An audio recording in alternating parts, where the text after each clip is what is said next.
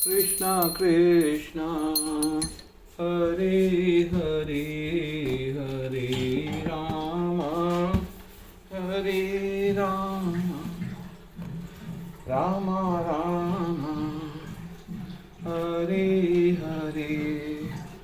आज हम श्रीमद् भागवतम के 30 स्कंद का पेज 66 पढ़ने जा रहे हैं। जब योग का पालन करने से मन पूरी तरह शुद्ध हो जाए तो उस समय व्यक्ति को चाहिए कि वे आधे बंद नेत्रों से नासिका के अग्रभाग पर ध्यान करे और अंतकरण में परम भगवान के रूप का दर्शन करे। भगवान की मुखाकृति कमल पुष्प जैसी है और उस पर लालिमा युक्त नेत्र अत्यंत शोभायमान है। उनका चेहरा सदैव प्रसन्न रहता है। वे देदीप्यमान पीत वस्त्र पहनते हैं। उनके वक्षस्थल पर श्वेत बालों का घुंघराला गुच्छा श्रीवत्स है।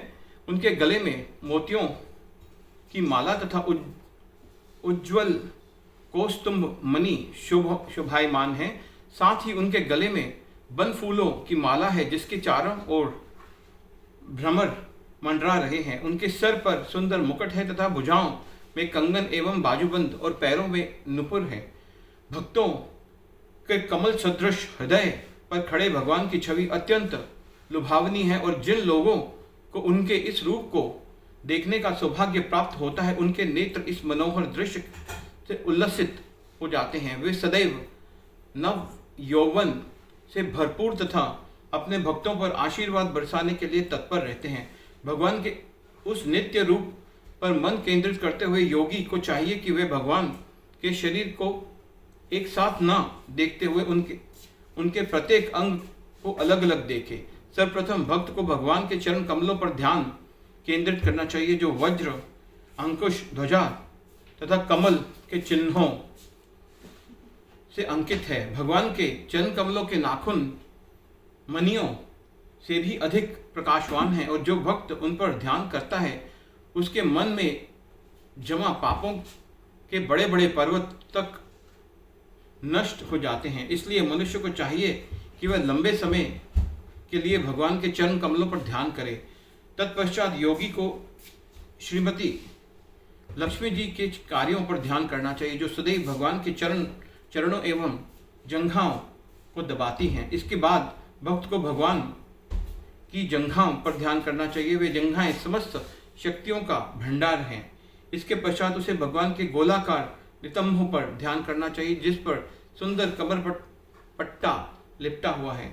इसके बाद योगी को भगवान के चंद्र सदृश नाभि पर ध्यान करना चाहिए जिससे वे ब्रह्मांड का जन्म हुआ है। तदोपरांत योगी को भगवान के स्तनों पर ध्यान करना चाहिए जो उत्कृष्ट मरकत मणियों की एक जोड़ी प्रतीत होती हैं। इसके पश्चात उसे भगवान के वक्षस्थल पर ध्यान करना चाहिए जो महालक्ष्मी का निवास स्थान है तथा मन एवं नेत्रों के समस्त दिव्य आनंद प्रदान करने का स्रोत है। तत्पश्चात भक्त को अपना मन भगवान के कंठ पर केंद्रित करना चाहिए। भगवान के गले से लटकी होने के कारण कौस्तुभ मणि की शोभा को कई गुना बढ़ जाती है। जब योगी का भगवान की चारों भुजाओं पर ध्यान करना चाहिए जिनसे शक्ति प्राप्त करके देवगण सृष्टि के विभिन्न कार्यों का संचालन कर पाते हैं। इसके बाद योगी को भगवान के आभूषणों पर ध्यान करना चाहिए जो क्षीर सागर मंथन के दौरान मंदार पर्वत से घर्षित होने के कारण उनके और अधिक प्रकाशवान बन गए थे। तत्पश्चात भक्त को भगवान के मुख कमल पर ध्यान करना चाहिए। उनकी नासिका अत्यंत सुंदर है और उनके कानों में स्फटिक के मकराकृति कुंडल कपोलों पर लटकते हुए अपनी आभा बिखेरते हैं। भगवान का सुंदर चेहरा काले घुंघराले बालों से सुशोभित है तथा कमल पत्तों जैसी आंखों एवं नृत्य करती भ्रुकुटियों से सजा हुआ है। इसके पश्चात योगी को पूर्ण भक्ति भाव से भगवान के दया भरी दृष्टि पर ध्यान करना चाहिए। बारंबार पड़ने वाली भगवान की दृष्टि भौतिक जीवन के सर्वाधिक भयकारी कष्टों का निवारण करती है। प्रेम भरी मुस्कान से युक्त भगवान के दृष्टि प्रचुर दया से भरी होती है। योगी को भगवान की उस उदार मुस्कान पर ध्यान करना चाहिए जो अत्यधिक शोक से उत्पन्न आंसुओं के समुद्र को सुखा देती है। उसे भगवान के धनुषाकृति भोहों पर भी ध्यान करना चाहिए, क्योंकि वे योगियों के हृदय में बैठे कामदेव को आकर्षित करती हैं। हरे कृष्णा कृष्णा